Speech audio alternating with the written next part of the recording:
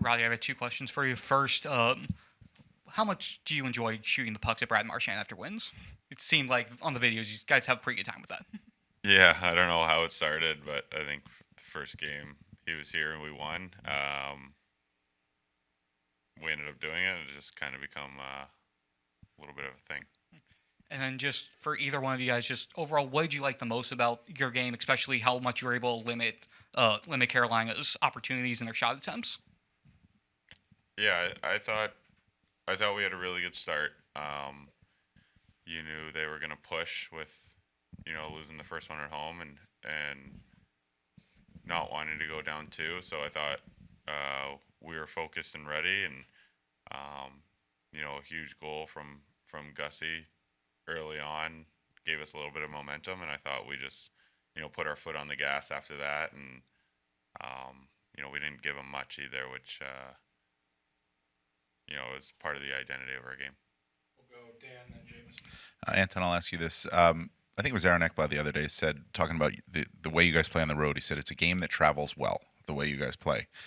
Is the challenge now to travel that road game back home to play that type of style the way you do here? The road success is obvious in this playoffs.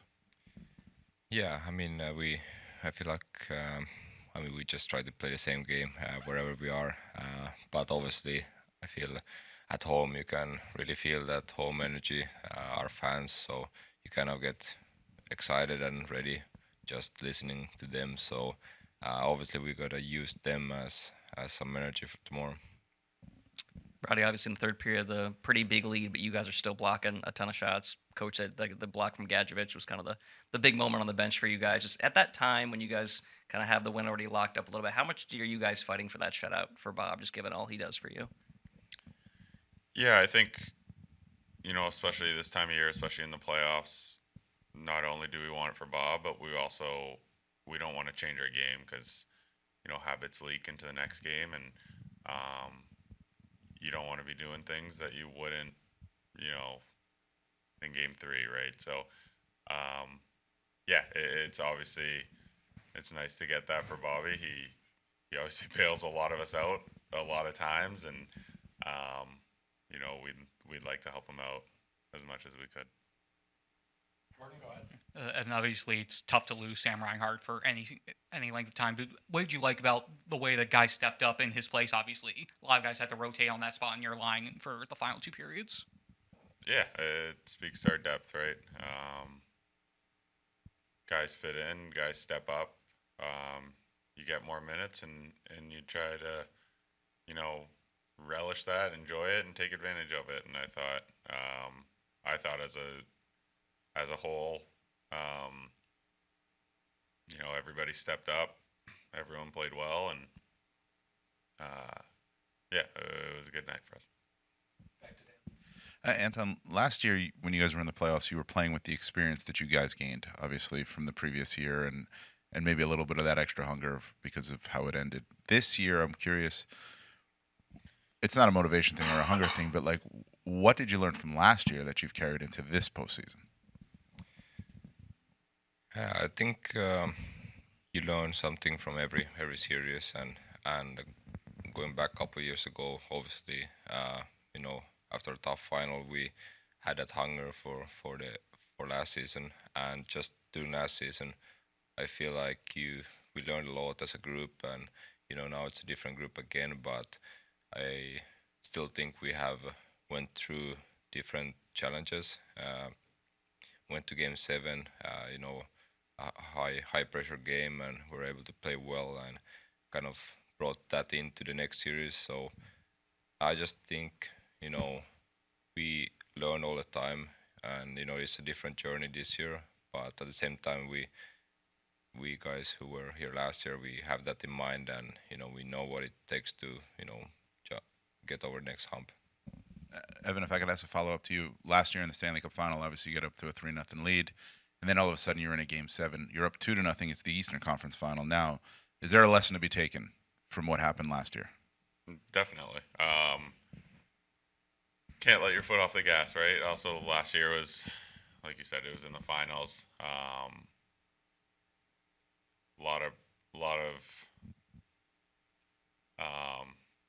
wouldn't say pressure, but there was a will to, get the job done because, there's a Stanley Cup on the line and the nerves and all the emotion that come with that is something you don't forget, right? So when you get into a situation like this here, we're up 2-0.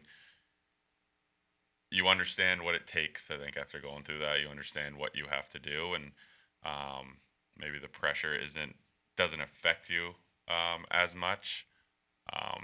So you look to build on those experiences and on those emotions, and try not to let that happen again. One or two more. Anton, guys that talked last night, they all mentioned how hard that game was, despite the score. We're sitting upstairs watching. It's 5-0. You guys are dominating in the first period and pretty much cruising from that point. But everybody's saying how hard it is to play Carolina despite that. Can you put it into your own words? What was hard about that game, and why is it hard to play these guys regardless of what the score is? Yeah, I mean, every shift is a battle. You obviously we were able to score some goals and got ahead of them, but at the same time, it wasn't over. We gotta be dialed in. We gotta be ready. They're a very effective team, so you give a chance and they bounce back to the game. So it's a full 60 minutes, and they battle hard. We knew it's gonna be a hard game, and that's just the way they play. They never give up, and that's why we gotta be aware. Last one if we need it. Okay, no hands. Thanks, guys. Hand that back for me. Thank you. You guys. Yeah, All those. I'm sorry. I guess for both or either of you guys, what are you seeing right now from the back end, from the forwards on the forecheck? You've been around here a while. How effective are they right now at the forecheck? Yeah, very. I mean, that's kind of our game. It's been all year round, and that's how we create our offense. And it starts with our forwards, and for us, pinching in and keeping pucks alive. It gives a lot of confidence for us in the back end that we can keep pucks in with our forwards working so hard for us. Yeah, Gus, I asked you back last series about all the other defensemen scoring. How did it feel to finally get one back and then be part of the group to score this playoff? Yeah, no, it felt great. We got off to a great start, which made it the whole game good. I think that's how we want to start. One for each of you. First, Gus, just Aaron Ekblad continues to have big games. You see him day in and day out. You've seen him for several seasons. Just when he's on, just what do you notice about him? Yeah, he's been unbelievable.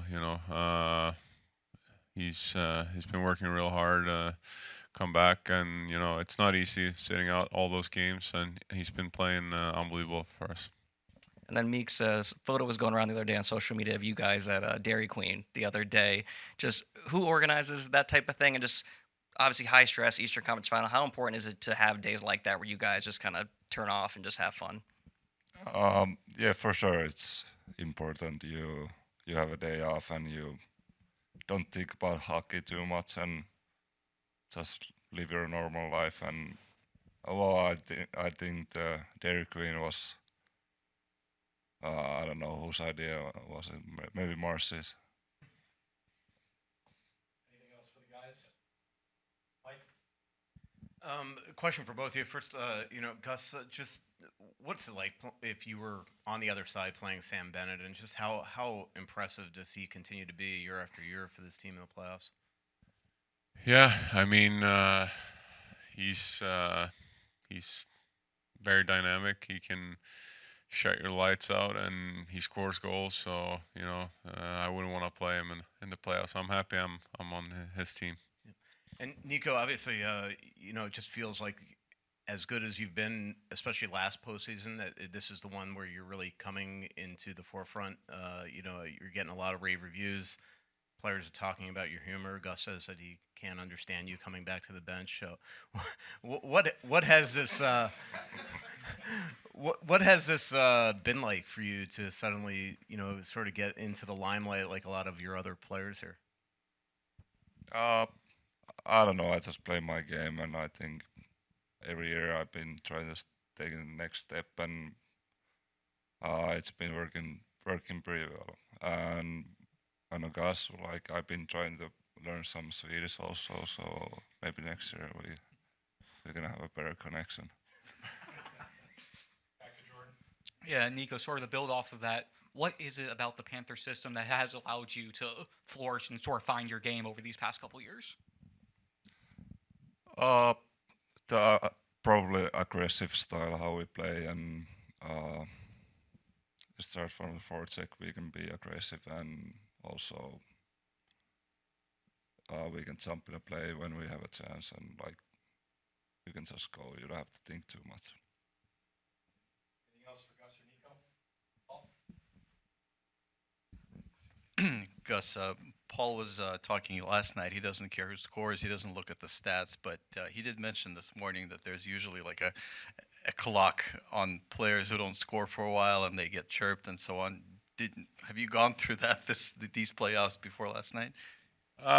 No, not really. I think honestly, we don't care who scores. I mean, everyone really contributes, and it's all about the wins. And I can see, like, if you check our score sheet, everyone's putting up points. So that's huge. That's what you need in the playoffs. You need everyone.